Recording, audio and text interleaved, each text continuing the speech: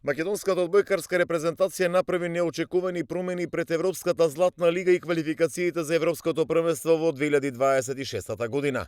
На селекторското столче е поставен струмичанецот Хари Наковски, тренер и собственик на клубот Наковски волеј.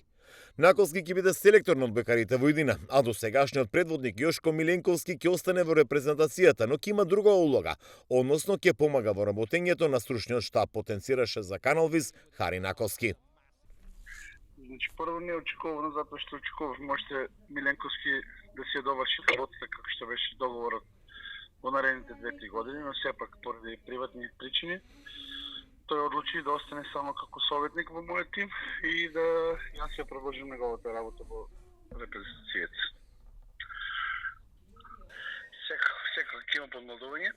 Значи, акцентот на овие надпревари од Златната лига ќе биде ставен на помладите играчи, да им се даде шанса помладите играчи, додека постарите секако ќе бидат дел од ростерот и ќе ни бидат од голема помош, кои нивната целосна поддршка и целосна активност ќе биде ставена за квалификациите за Европското првенство.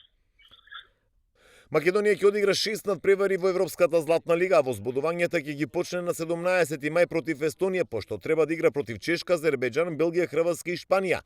2 надпревари ќе бидат одиграни во Струмица. Хари Наковски очекува добри партии и победи. Така, голема предност и големо задоволство е јас како селектор да го започнам моите први надпревари да бидат во Струмица. Пред наша публика, знаеме дека Струмица е одбојкарски град и се надеваме на една голема поддршка од нашите сограѓани, а знаеме дека и поголемиот ростер од репрезентативците се од Струмица и се надеваме на неколку добри надпревари. Прво започнуваме првиот турнир во Струмица, каде што на 17 играме со Естонија, на 19 со екипата на Чешка. И пред се очекувам добри 2 надпревари.